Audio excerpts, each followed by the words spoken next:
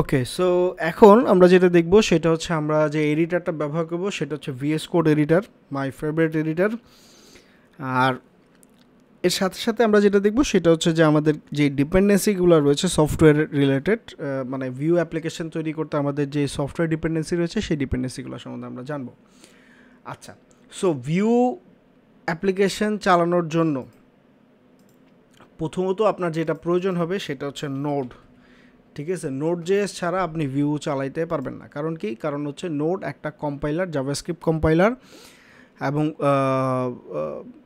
মানে it's a run time বা clause বলতে পারি আর কি, রান টাইম কম্পাইলার। সো এই কম্পাইলার যেটা করে সেটা হচ্ছে আপনাকে ভিউয়ের যত অ্যাপ্লিকেশন রয়েছে অ্যাপ্লিকেশানগুলোকে কম্পাইল করা, তার যে প্যাকেজগুলো রয়েছে সেই প্যাকেজগুলো ইনস্টলেশন করতে আপনাকে হেল্প করবে আর কি। ওকে, সো এখানে এসে মানে নোড.js-এর এখানে এসে আপনি জাস্ট সফটওয়্যারটাকে ডাউনলোড দিবেন। ডাউনলোড দিলে এটা ডাউনলোড হয়ে যাবে। ডাউনলোড হওয়ার পরে জাস্ট আপনি শুধুমাত্র নেক্সট করে গেলেই আপনার কাজ শেষ আর কি। ঠিক আছে, সো আমিও সেম কাজটাই করছি, জাস্ট নেক্সট দিয়ে দিচ্ছি। সো এতে যেটা হবে আমার ডেস্কটপের মধ্যে ভিউ অ্যাপ্লিকেশনটা সেট আপ, নোড অ্যাপ্লিকেশনটা সেট আপ হয়ে যাবে আর কি। হ্যাঁ, আচ্ছা, সো একবার যখন নোড অ্যাপ্লিকেশনটা সেট আপ হয়ে গেল, এরপরে আমরা আপনি যেটা করতে পারেন, উইন্ডোজের যদি পাওয়ারশেল ব্যবহার করেন পাওয়ারশেল ইউজ করতে পারেন, বাট আমি পার্সোনালি প্রেফার করি হচ্ছে গিট, পাওয়ারশেল না বরং গিট ব্যাশ। এইটা হচ্ছে আমার পার্সোনাল ফেভারিট, কারণ হচ্ছে যে গিট ব্যাশ যেটা করে আমাকে গিটে সরাসরি অ্যাক্সেস দেয়, এবং আমি এর মাধ্যমে মানে গিট ব্যাশ একটা লিনাক্স টার্মিনাল আমাকে সে প্রোভাইড করে। সো ওই লিনাক্স টার্মিনালের মাধ্যমে আমার কাজ অনেক বেশি ইজি হয়ে যায়। সো আমি এখানে নোডটাকে সেট আপ দিয়ে নিলাম, সেট আপ দেওয়া শেষ। এখন আপনি চাইলে এইখান থেকে টার্মিনাল থেকে নোডের ভার্সন চেক করতে পারি। সো আমি নোড-v যদি লিখি সে আমাকে দেখাবে যে নোডের আমরা লেটেস্ট যে ভার্সন মানে 18.12.1 এটাই হচ্ছে নোডের লেটেস্ট ভার্সন। সো এই লেটেস্ট ভার্সনটাকে সে আমাকে ইনস্টলেশন করে দিছে। সো এরপর হচ্ছে আমি npm, যেটা নোড প্যাকেজ ম্যানেজার বলে এটাকে, সো npm এইটা আমাদের প্রয়োজন হবে। এই npmটাকে আমি এখানে সেট আপ করেছি নোডের মাধ্যমেই, মানে নোড ইনস্টল দেওয়ার সাথে সাথেই npmটা সেট আপ হয়ে যায়। সো আমি npm ভার্সন মানে -v দিয়ে আমি চেক করছি এর ভার্সনটা কত। সো এইটার ভার্সন হচ্ছে 8.17.0। সো আপনারা সবাই চেষ্টা করবেন লেটেস্ট স্টেবল রিলিজ, ঠিক আছে, একেবারে লেটেস্ট মানে কারেন্টটা না, LTS যে ভার্সনটা নোডের এই ভার্সনটা সেট আপ দিয়ে নেওয়ার জন্য কাজ করা শুরু করার আগে, ঠিক আছে। এবং এখানে চেক করে নেবেন যে নোডের ভার্সনটা কী এবং npm-এর ভার্সনটা কী। ওকে, আচ্ছা, সো আমি যেটা প্রেফার করি গিট ব্যাশটাকে আমি প্রেফার করি। সো আমি এখান থেকে জাস্ট ডাউনলোড করে নিই গিট ব্যাশ। এই তো আমার ডাউনলোড অলমোস্ট হয়ে যাচ্ছে, ফাইন। সো এই হচ্ছে ডাউনলোড হয়ে যাওয়ার পর আমি জাস্ট নেক্সট করে আমি প্রসেসটাকে জাস্ট কমপ্লিট করবো, আর কিচ্ছু না, ঠিক আছে।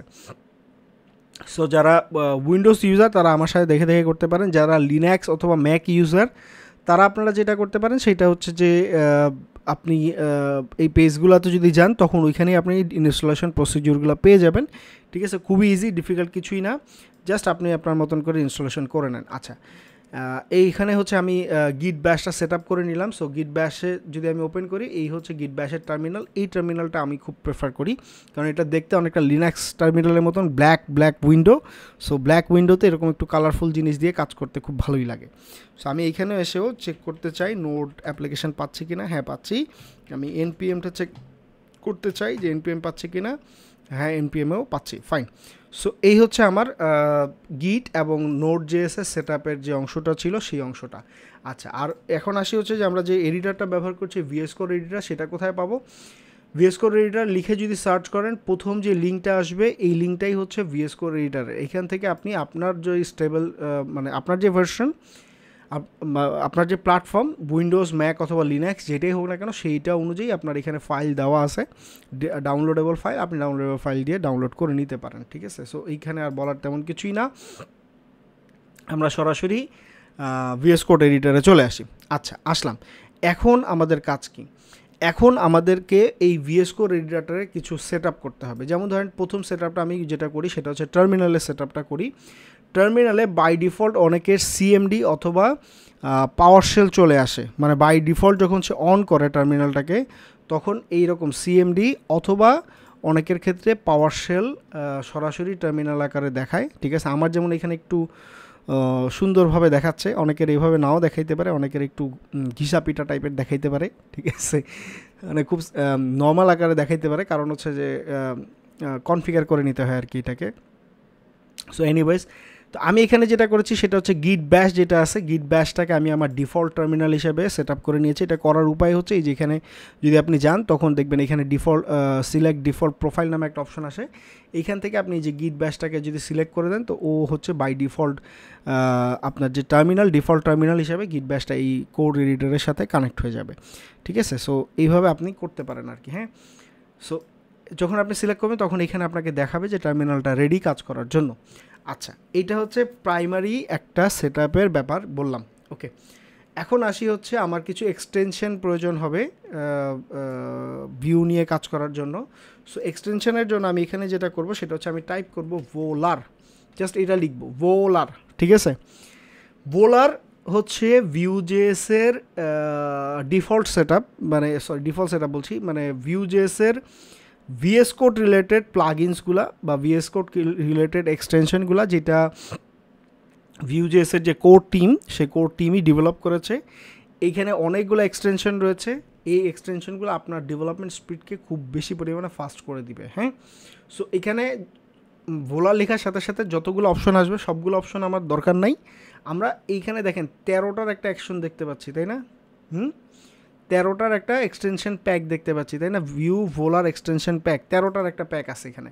সো এই 13টার প্যাক যেটা আছে আপনি শুধুমাত্র এই একটাকে এসে সেট আপ দিবেন, ইনস্টলেশন দিবেন, দ্যাটস ইট, আর কিচ্ছু করা লাগবে না আপনার, ঠিক আছে। আপনার এখানে যে এরকম ইনস্টলেশন অপশন দেখাবে, আপনি জাস্ট এসে ওইটার মধ্যে ইনস্টলেশন করলেই ভোলারের যতগুলো এক্সটেনশন প্যাক আছে, মানে এই পুরো কোর্স রিলেটেড অথবা জাভাস্ক্রিপ্ট ভিউ.js রিলেটেড আপনার যা যা প্রয়োজন হবে সব একবারে ইনস্টলেশন হয়ে যাবে, ঠিক আছে। সো আপনার কোনো মাথা ব্যথার দরকার নাই, আপনি আসবেন এসে ভিউ ভোলার এক্সটেনশন প্যাক এইটাকে জাস্ট সেট আপ দিয়ে নেবেন, ঠিক আছে। আর যদি এর বাইরে অন্য কিছু থেকে থাকে ওগুলাকে ডিসেবল করে নেন, মানে ডিসেবল করে দেন, কারণ হচ্ছে ওইটার সাথে আপনার কনফ্লিক্ট হইতে পারে, ঠিক আছে। অনেকে যেমন ভিউটার ব্যবহার করে, ভিউটারটাকে চেষ্টা করেন ডিসেবল করে দেওয়ার জন্য। ওই যে ভিউটার এক্সটেনশন অনেকে ব্যবহার করে, ভিউটার এক্সটেনশনটাকে আপনি ডিসেবল করে দেন, কারণ এটা কিন্তু আপনাকে মানে প্রবলেম সৃষ্টি করবে আর কি, ঠিক আছে। সো বেস্ট অপশন হচ্ছে ভোলার, যেটা ভিউয়ের কোর টিম মেম্বাররাই প্রোভাইড করে।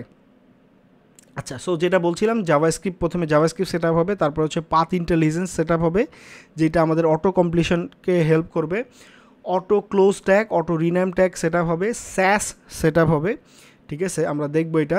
দেন হচ্ছে .env ফাইল সেট আপ হবে, SCSS ফর্মেটার সেট আপ হবে, মানে স্যাসের ফর্মেটার সেট আপ হবে, প্রিটিয়ার সেট আপ হবে, ঠিক আছে। প্রিটিয়ার যেটা হচ্ছে কোডটাকে সুন্দরভাবে ফরম্যাট করে দেওয়ার জন্য হেল্প করে। দেন Vue 3 support all in one, এটা সেট আপ হবে, যেটা আপনার Vue 3 Vue 2 কোড সিনটেক্সটে হাইলাইট করতে আপনাকে হেল্প করবে।